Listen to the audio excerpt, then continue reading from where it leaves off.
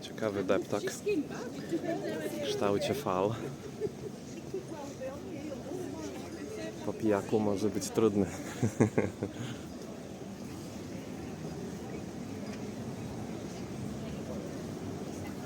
Kurde, no autentycznie żadnych okularów. Nie do wiary. Przecież to kraj słońca. Jak tu może nie być okularów nigdzie? Albo ja nie wiem, gdzie szukać. To bardziej prawdopodobne. Tam po stronie portu będę wracał pewnie. Na razie pójdziemy jeszcze dalej w to.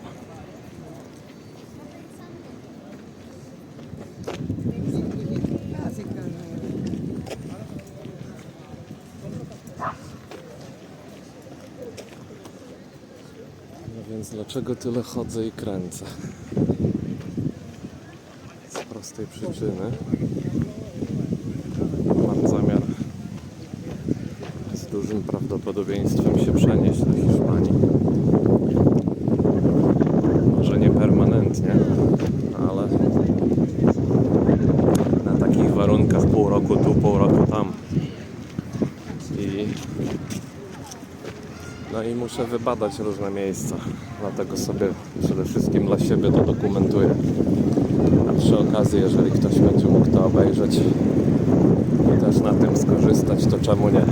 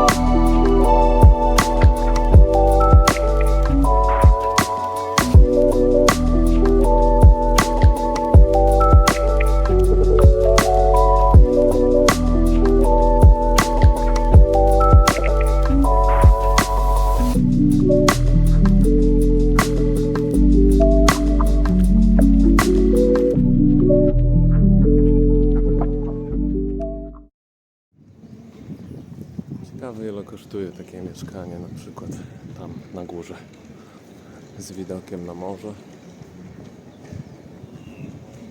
Chociaż w bloku średnio bym chciał mieszkać. Wolałbym sobie znaleźć jakiś bungalow albo coś w tym stylu. A dlaczego? Bo ten apartament, który mam w tej chwili, to jest na parterze. I dzisiaj jak spałem, to słyszałem każde otworzenie drzwi, chodzenie po klatce schodowej.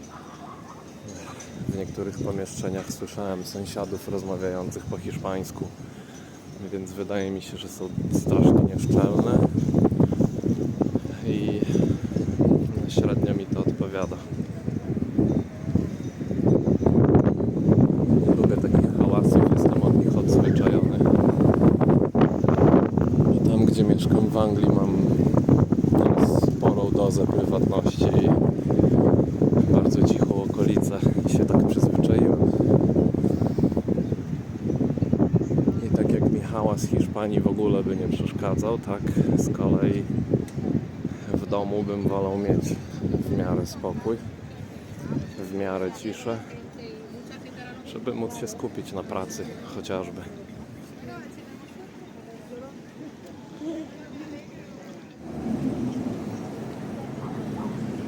ale na słońcu jest gorąco.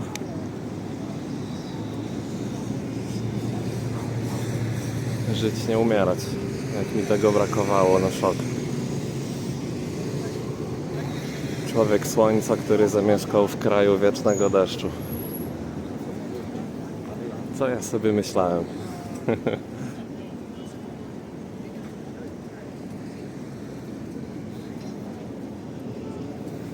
Ale jak widać ciekawie, bo jest marzec.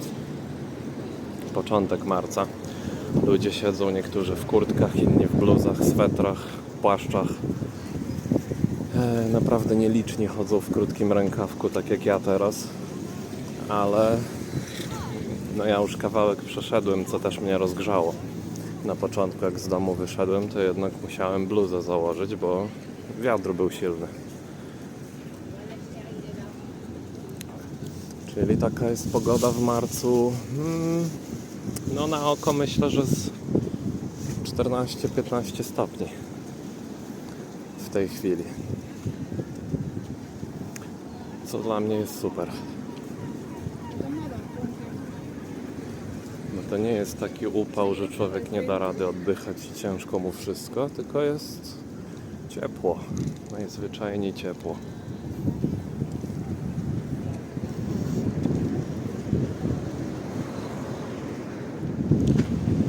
Witam. Bardzo dużo ludzi tutaj sobie sport uprawia.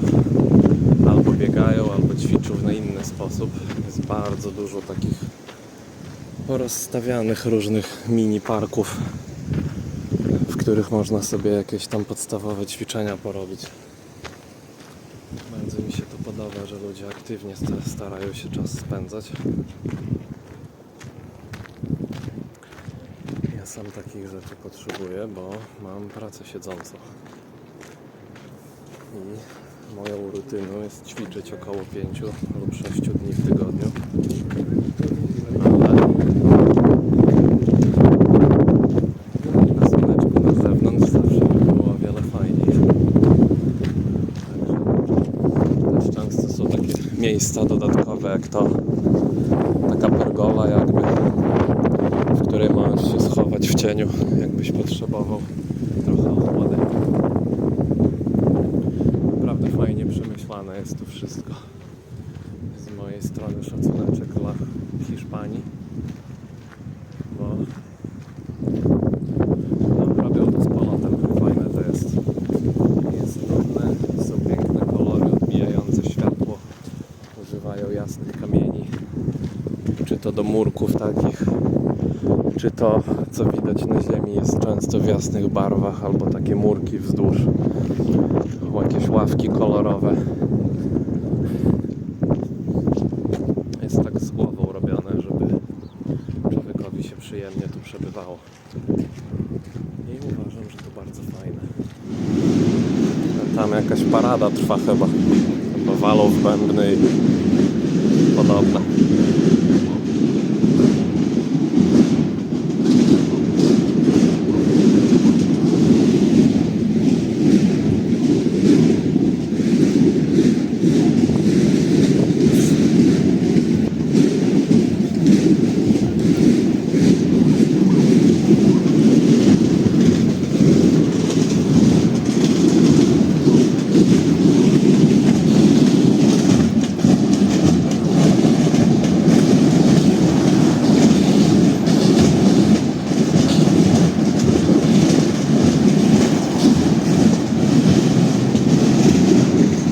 Sporo już.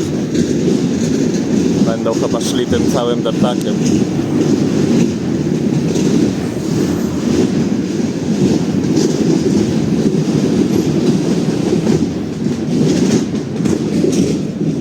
Głównie dzieci, prawdopodobnie do szkoły jakieś występy.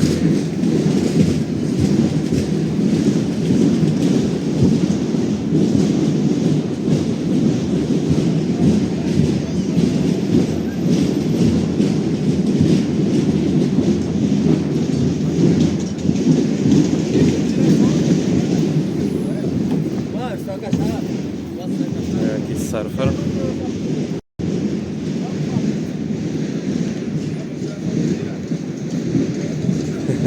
Jaką ma małą głowę w stosunku do ciała. Karku nie robił na siłce. Więc wziąłem sobie stolik. Ciekawie mają menu zrobione, bo trzeba kod QR zeskanować. I wtedy sobie patrzysz, co możesz zamówić. Przychodzą, pytają, podajesz rzeczy z menu. No i czekam. No, ale ta góra z zamkiem to robi wrażenie. Z którego kąta bym na nią nie patrzył, to podziw wzbudza. Aczkolwiek już czuję ból w nogach, gdy przyjdzie do wspinaczki tam na górę. No będę musiał to przejść.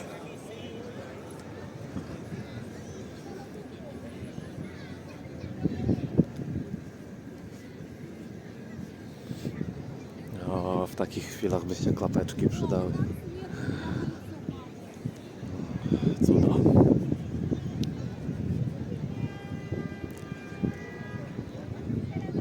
Idę do tego ptaka.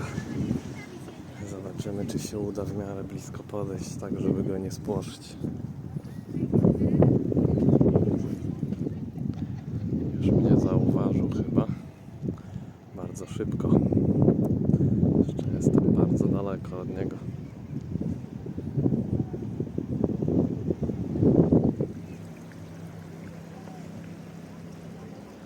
No, mam do niego jakieś 4-5 metrów.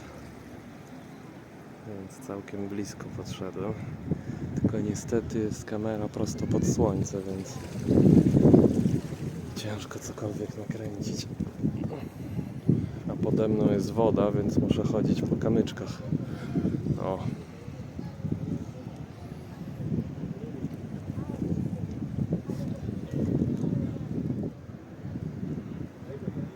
Wow.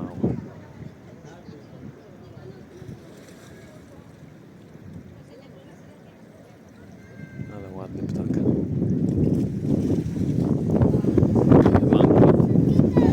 Jest około 15:30. Trwa siesta. Zdecydowanie to odczuwam. Prawie wszystko jest zamknięte. Z ciekawości sobie zacząłem czytać, jak to wygląda i chodzi na to, że tak jak w większości krajów obiad się je około, nie wiem, może drugiej, trzeciej. W Hiszpanii no poniekąd jest podobnie, bo oni w czasie siesty jadą na te 2-3 godzinki i sobie jedzą, spędzają czas z rodziną i tak dalej. Ale tak turystycznie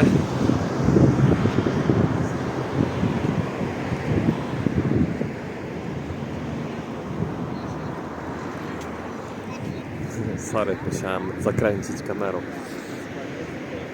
Tak turystycznie rzecz biorąc, to znowu wszystko się otwiera około tej, no różnie, zależy, ale powiedzmy 4, 5, 6 znowu się wszystko otwiera i potrafi być otwarte do naprawdę późna i taki solidny obiad, kolację często jedzą out, na zewnątrz, gdzieś idą do restauracji, do jakiegoś miejsca. Razem czas spędzają, jedzą, a później siedzą i się śmieją przy jakimś piwku czy czymś podobnym. No i siłą rzeczy to oznacza, że to jest zupełnie inny cykl czasowy. Ciężko mi się na razie do tego przyzwyczaić. Nie wiem, czy to tak na co dzień wygląda. Nie to, że mi to przeszkadza, wręcz przeciwnie. Myślę, że to jest fajne. Myślę, że to jest fajne, że oni sobie znajdują czas w środku dnia praktycznie, żeby sobie posiedzieć z rodziną, pospędzać razem czas, a później wracają dopiero do pracy jakoś tam na wieczór i dopracowują do tej północy, czy tam 11, tak? Dla mnie to ma naprawdę większy sens niż w większości krajów, ponieważ w okresie, kiedy jest najfajniejsza pogoda i środek dnia, zamiast siedzieć w robocie, to tak naprawdę spędzasz sobie czas, czy to z rodziną, czy z innymi. I moim zdaniem to jest super. Ale to takie moje personalne zdanie. I wiadomo, na początku możesz się troszeczkę dziwnie czuć, możesz się trochę zrazić, no bo przyzwyczajenia biorą górę. Jeżeli zazwyczaj koło 2, 3 szedłeś sobie na obiad, czy nawet na zewnątrz, na kawę, na cokolwiek, to w czasie siesty może być Ci trudniej to znaleźć. Nie mówię, że tego nie ma. Teraz byłem w tym dużym markecie Supermercando i mimo, że wszystko jest tam pozamykane, to jak się wjedzie na samą górę, na same piętro, na drugie czy tam które, to tam są różne jakieś McDonaldy i lokalne też mini, no nie wiem jak to nawet nazwać, restauracyjki, jadalnie, takie jakieś miejsca, co serwują tapas. Ja na przykład zaszedłem do takiego, gdzie na menu mieli 100 pozycji tapas, jedno tapas za 1 euro, piwko jeden pint za 2 euro. No i można sobie przekąsić coś, tak? I wypić. I czekać aż znowu wszystko otworzą. Ja się nie doczekałem, trochę mi się znudziło, to na razie idę dalej. A później może tam wrócę. Bo mam jeszcze inne miejsca, które chcę odwiedzić i tak sobie myślę, że zanim ta siesta minie, to akurat mi starczy czasu, żeby tam dojść. Więc szkoda siedzieć i marnować czas. Lepiej ruszyć w trasę. Na razie jestem bardzo zadowolony z pobytu, a to mój pierwszy dzień. Jest ciekawy kraj. No zobaczymy, jak to się dalej potoczy, bo na razie mogę patrzeć przez różowe okulary. Wiadomo jak to jest, trzeba dać sobie parę dni, dlatego przyjechałem przynajmniej na 12, bo tak w tych końcowych dniach zaczyna się na wszystko patrzeć już takim życiem codziennym. A to bardzo ważne z mojej perspektywy. Dominikaną się zachwycałem pierwsze dni, a odjeżdżając stamtąd doszedłem do wniosku, że to jest przepiękny kraj na wakacje, przepiękny, ale nie chciałbym tam mieszkać na stałe. Jest trochę zbyt, no nazwijmy to odludny. No nie oszukujmy się, to jest jednak wyspa.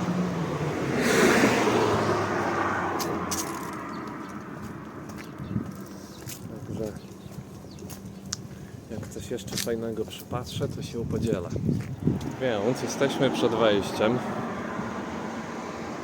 Nazywa się to Parcouët Lomorant.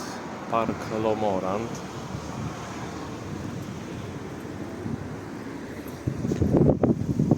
No i zapowiada się na dość duży obszar, po którym można sobie pospacerować. Także tutaj poniekąd bym wrócił do pierwotnej wypowiedzi troszeczkę wcześniejszej z któregoś tam wideo, że oni stawiają dużo na takie miejsca dla ludzi. Gdzieś pochodzić, gdzieś pobiegać, coś sobie obejrzeć, usiąść. Co z mojej strony się mega chwali, bo to jest bardzo ważne, żeby takich miejsc nie brakowało, zwłaszcza w takiej aglomeracji, kiedy jesteś w mieście i wszędzie jest tylko betonoza. A tutaj tego problemu wyraźnie nie ma, bo dbają o to, żeby były i rośliny, i drzewa, i miejsca, w które może ktoś pójść z rodziną, czy też sam. Ale mnie to nie dziwi, bo u nich to jest chyba w kulturę wpisane. O ile wiem, Hiszpanie kochają spędzać czas z rodziną, jest dla nich on bardzo ważny. I co ważne, socjalizują się na zewnątrz. Podobno jest to bardzo rzadko spotykane, żeby Cię Hiszpan zaprosił do domu, a jeżeli nawet Cię zaprosi, to na bardzo krótko, bo z reguły oni się spotykają na zewnątrz. Idą do parku, do restauracji, do czegoś w stylu pubu, czy gdzieś na spacer, czy cokolwiek. No i się nie dziwię. Jak najbardziej dobre podejście.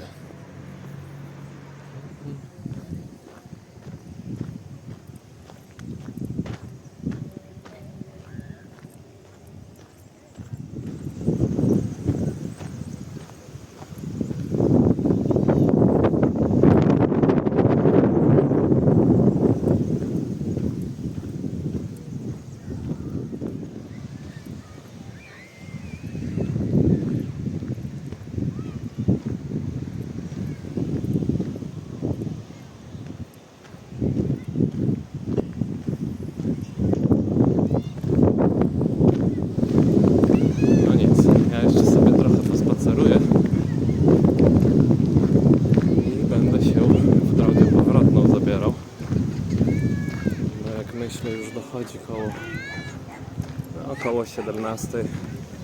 To może pootwierają niektóre rzeczy. Chcę jeszcze zajść w kilka miejsc. Także do usłyszenia. Piona. No hej. Coś chcę wam na szybko pokazać. Praktycznie gdzie bym nie poszedł. Widzicie te kable na ziemi? Praktycznie gdzie bym nie poszedł, wokół roślin, drzew i tym podobnych rzeczy mają takie systemy nawadniające.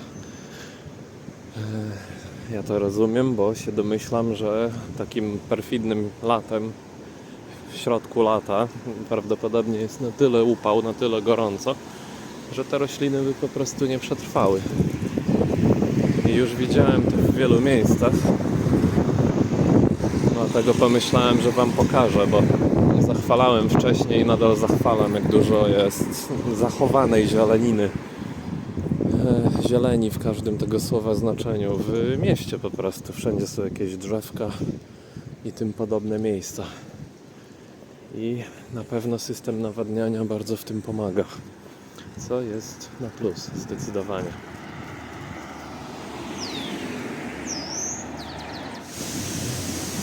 Nie wiem co to jest.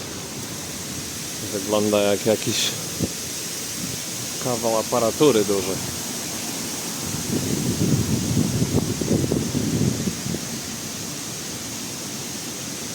Coś do defensywy. No ciekawe. Jakaś turbina, silnik. Co to jest?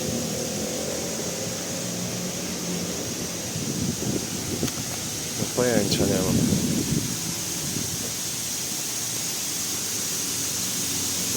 Woda na mnie leci.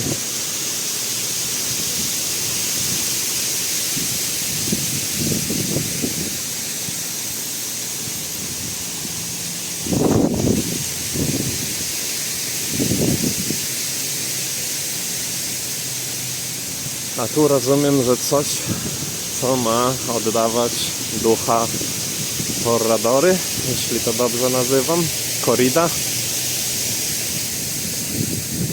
Tam, gdzie walczą z bykami. Osobiście uważam, że powinno być to wycofane. Jest XXI wiek i nie ma potrzeby tak zwierząt męczyć. Aczkolwiek rozumiem, że dla Hiszpan to jest część ich kultury i jakiejś przeszłości. Ale niektóre zwyczaje po prostu powinno się iść z duchem czasu, jak sądzę. A w tym wypadku duchem czasu by było po prostu porzucenie tego, zachowanie tego w podręcznikach historii ku pamięci przodków, ale nie robienie tego za bardzo już więcej. Nie ma już takiego przymusu na dzień dzisiejszy. I z tego co wiem, to w wielu miejscach jest faktycznie już, nie wiem czy to nazwać zakazane, czy po prostu wycofane, ale nie robi się tego niemal rytualnego uboju byków. Także życzę, żeby cała Hiszpania zrobiła krok w tą stronę, ale oczywiście to ich kraj, ich wybór.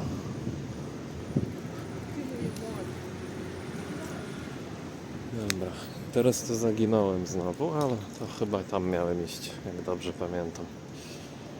A może tam jeszcze kilka ofert,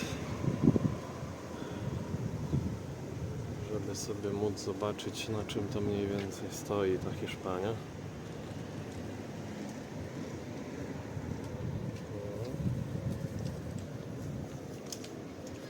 No nie jest źle, dość osiągalne. Nie przyuważyłem, jeszcze z drugiej strony są.